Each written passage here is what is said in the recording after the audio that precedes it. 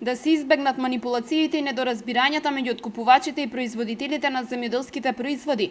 Ова е целта на веб платформата која следната недела и официјално ќе започне да функционира. Истата ќе представува информативен систем, а меѓу другото на земјоделците ќе им помогне да донесат одлука кон кои производи ќе се ориентираат и во колкави количини ќе произведат. Често пати се случува земјоделските производи да се продаваат по многу ниска цена.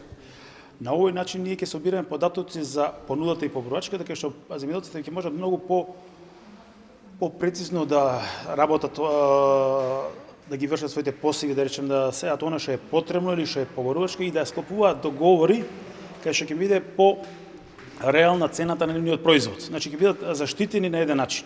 Целта на воспоставувањето на веб платформата и начинот на нејзино користење денеска беше представена пред фокус групите за овошје и зеленчук во Велес. Од Федерацијата на фармери велат дека многу често доаѓаат реакции од земјоделците за непочитување на откупната цена. Овој проект се имплементира од страна на консултантската куќа Епицентар, од каде очекуваат на овој начин значително да се подобри диалогот помеѓу понудата и побарувачката во земјоделскиот сектор. Секогаш на сите состаноци кои што беа организирани од страна Федерација, секогаш главен проблем беше цената. Значи цената за самите производители секогаш беше ниска, цената за трговците бе висока, додека во суштина секогаш вистината најверојатно беше некогаш на половина.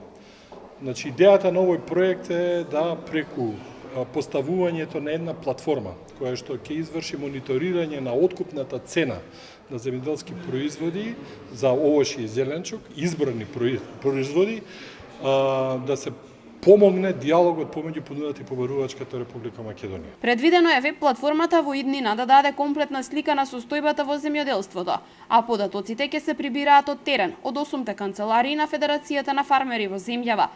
Истата е поддржана од швајцарската програма за промоција на извоз и увоз, од каде велат главната цел е да се поврзат пазарите на развиените земји со оние на земјите во развој. Мојата задача овде е повторно на ниво на консултант да видам или да комуницирам со фирмите од Македонија, да видиме каде би можеле да се направи некаква конкретна активност за помош.